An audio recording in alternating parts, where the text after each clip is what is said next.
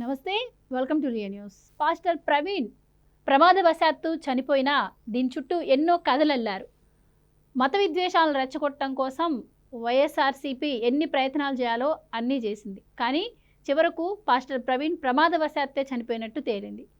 ఆయన ప్రమాదానికి కారణం మద్యం సేవించటమే అని చెప్పి పోలీసులు కూడా సీసీటీవీ ఫుటేజ్ను రిలీజ్ చేసిన పరిస్థితి అయితే మనం చూస్తున్నాం.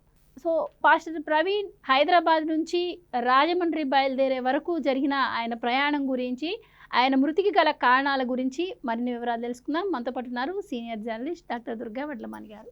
నమస్కారం అండి. సో పాస్టర్ ప్రవీణ్ బయలుదేరిన దగ్గర నుంచి ఒక విజయవాడ దగ్గర 3 గంటల 4 గంటల ఫుటేజ్ మిస్ అయింది. సో అక్కడే ఏదో జరిగింది, ఇదంతా కూడా హత్య అని చెప్పి వైసీపీ ప్రచారం చేసింది.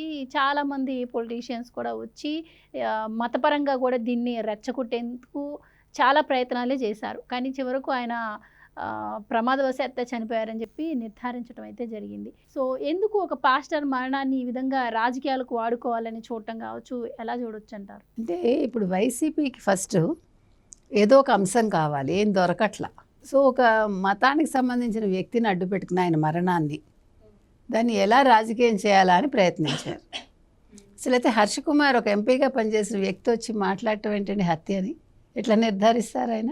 ఈరోజు ఏం సమాధానం ఇస్తారు ఆయన? ఇప్పుడు మనం ఒక స్టేట్మెంట్ ఇచ్చే ముందు చాలా ఆలోచించాలి. అందులో మీరు రాజకీయాల్లో ఉన్నప్పుడు మనం ఏం మాట్లాడుతున్నాం, దీని ఇంపాక్ట్ ఎలా ఉంటుంది ప్రజల మీద, చాలా అవసరం కదా.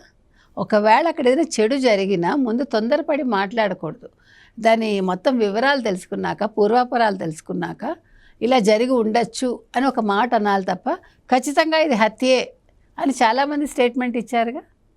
ఎట్లా ఇస్తారు మీరు? మీరు కనుక చూసుకున్నారంటే ఎల్బీ నగర్లో ఆయన ఫస్ట్ తాగారు, ఎవరు? పాస్టర్ ప్రవీణ్. తర్వాత ఆయన ఇంకా 2 చోట్ల తాగారు. ఎక్కడెక్కడంటే కీసర్ దగ్గర, మళ్ళీ ఏలూరు దగ్గర, మొత్తం 3 సార్లు తాగాడు ఆయన. సరే, తాగడం గురించి మనం మాట్లాడలేదు, ఆయన వ్యక్తిగతం. మరి దీని గురించి ఎవరేం మాట్లాడతారు? ఇప్పుడు ఆయన ఏదో మానసిక వేదనతోటి వెళ్తున్నాడు, అయితే అంత బైక్ మీద వెళ్ళాల్సిన పని లేదు కదా. ఏదో జరిగింది అంటే వ్యక్తిగతంగా ఆయనకి ఏదో బాధ ఉంది, అది ఎవరితోటో మనకు తెలియదు.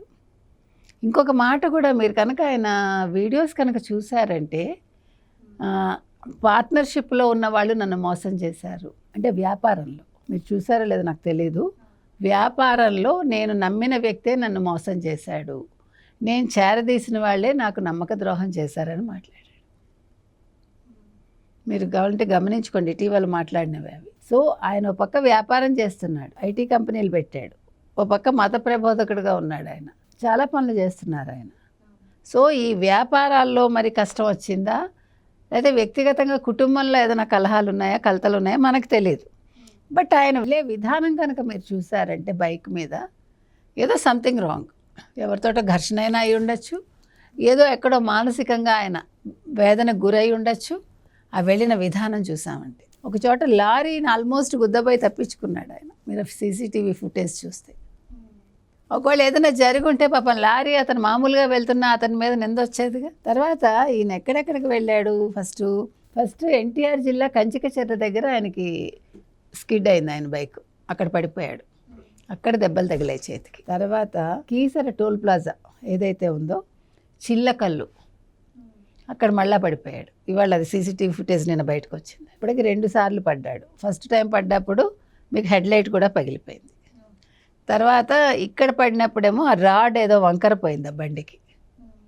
3ఓసారి ఎక్కడ పడ్డాడు ఆయన? విజయవాడ నుంచి వెళ్ళిపోయాడు ఆయన.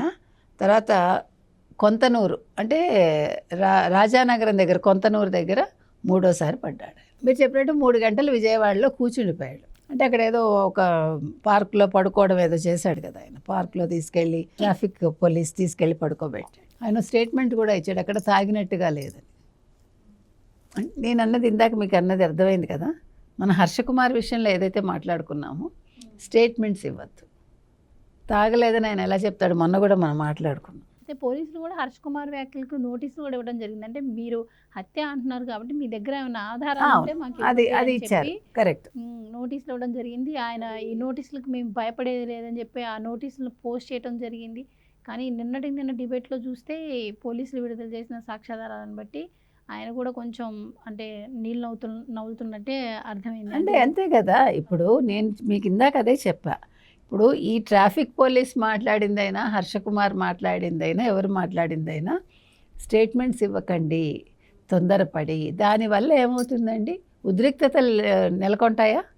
రాష్ట్రం అల్లకల్లోలం అవుతుందా? మాకు ఇక్కడ సెక్యూరిటీ లేదు, మాకు మతపరంగా మమ్మల్ని కించపరుస్తున్నారు, లేకపోతే మతపరంగా మాకు ఇబ్బందులు ఎదురుతున్నాయంటే దేశాన్ని వదిలిపెట్టి వెళ్ళిపోండి, ఎవడొద్దన్నాడు. మీరు ఎక్కడ హ్యాపీగా ఉండగలరో, ఎక్కడ మీకు ఎటువంటి ఇబ్బంది తలెత్తదో అటువంటి చోటకి మనం వెళ్ళిపోవాలి. నేనైనా అంతే, మీరైనా అంతే, ఎవరైనా అంతే.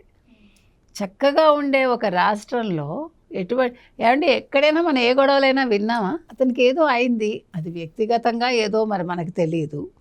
అతను 3 చోట్ల పడ్డాడు, 3 సార్లు తాగాడు, 3వసారి పైకి వెళ్ళిపోయాడు ఆయన.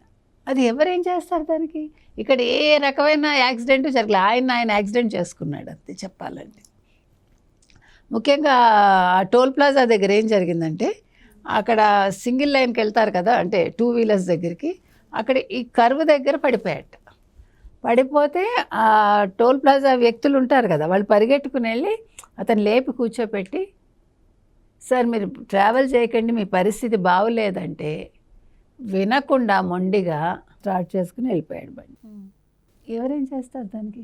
ఇప్పుడు ఎవరిని ఆపగలరు? కనీసం పక్కన ఇంకెవరన్నా ఉంటే, బాబు మీ వ్యక్తికి చెప్పండి, ఆయనకి కొంచెం తీసుకెళ్ళి కూర్చోపెట్టండి అని ఏదో చెప్పచ్చు.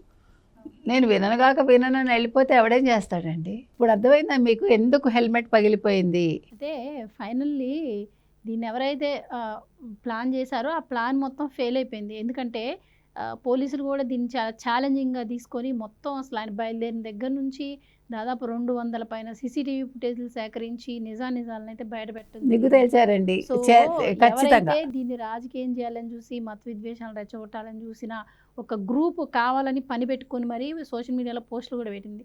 సో వాళ్ళని ట్రేస్ చేసి వాళ్ళకి తగిన శిక్షలు వేయాలంటారా? ఖచ్చితంగా వేయాలి. ఎందుకంటే ఈ రకంగా అంటే అబద్ధాలను ప్రచారం చేయటం అనేది చాలా తప్పు. ఎవరైతే ఈ రకంగా ప్రచారం చేశారో, ఎవరైతే మత కల్లోలాలు రేకెత్తించాలని చూశారో, ముఖ్యంగా మీరు చూసారంటే వాళ్ళ మేనత్త కూడా సపోర్ట్ చేసింది కదా, జగన్ మేనత్త విమలమ్మ గారు. మీరు అది తప్పు కదండి. మీరు నిజానిజాలు తెలుసుకోకుండా జగన్మోహన్ రెడ్డి అన్న పంపించాడా మనకు తెలియదు. సో జగన్మోహన్ రెడ్డి కూడా అక్కడ రెస్పాన్సిబులేగా ఒక అబద్ధాన్ని నిజం చేయాలని చూడడం. కాబట్టి ఇవాళ పాస్టర్ ప్రవీణ్ మరణం ఏదైతే ఉందో దీన్ని వైసీపీ వాళ్ళు వాడుకోవాలని చూశారు. నెంబర్ 1, వైసీపీ వాళ్ళని అడ్డు పెట్టుకుని కొంతమంది లబ్ధి పొందాలని చూశారు. అనవసరంగా స్టేట్మెంట్లు ఇచ్చారు. హర్షకుమార్ లాంటి వాళ్ళు కూడా ఆ రకంగా స్టేట్మెంట్ ఇవ్వడం తప్పు. ఖచ్చితంగా ఇది హత్యే అన్నాడు ఆయన. సో ఖచ్చితంగా హత్య అన్నప్పుడు మీ దగ్గర ఎవిడెన్స్లు బయట పెట్టండి. పోలీసులు అడుగుతున్నారు, మనం అడుగుతున్నాం. ఎందుకంటే మన దగ్గర ఆధారాలు లేకుండా మనం మాట్లాడం కదా, మాట్లాడకూడదు. సో మీ దగ్గర ఆధారాలు ఉంటే మీరు చెప్పండి. మీరు చెప్పినట్టుగా ఈరోజు మనం మెచ్చుకోవాల్సింది పోలీసులనండి. పోలీసులు అద్భుతంగా పనిచేశారు. చంద్రబాబు నాయుడు గారు, లోకేష్ గారు క్లియర్ కట్గా చెప్పారు, లోతైన దర్యాప్తు జరుపుతామని. లోతైన దర్యాప్తు జరిపించారు. ఎక్కడికక్కడ ఫుటేజ్ బయటకు తీయించారు. వాళ్ళు చెప్పిన మాట మీద నిలబడ్డారు. వాళ్ళ మాటకి పోలీస్ డిపార్ట్మెంట్ కూడా గౌరవం ఇచ్చి వాళ్ళ డ్యూటీ వాళ్ళు సక్రమంగా చేశారు. 200 సీసీ కెమెరాలు పైగా వాళ్ళు ఫుటేజ్ మొత్తం సేకరించి, ఎంత టాస్క్ అండి ఇది, ఇన్ని పని గంటలండి. కాబట్టి అద్భుతంగా చేశారండి. ఇవాళ ఇది ఒక ప్రమాదవశాత్తు జరిగిన మరణం అంతే. ఇందులో ఎవరి ప్రమేయం లేదు, ఏ రాజకీయ నాయకుల ప్రమేయం లేదు, ఏ మతాల ప్రమేయం లేదు, ఇంకెవరి ప్రమేయం లేదని తేలింది. కాబట్టి ఈ రకంగా ఇవాళ ఆంధ్రప్రదేశ్ ప్రభుత్వం తమ మాట మీద నిలబడ్డారు. ఒక పాస్టర్ మరణాన్ని ఛేదించారు. Thank you. Please subscribe to Leo news for more videos.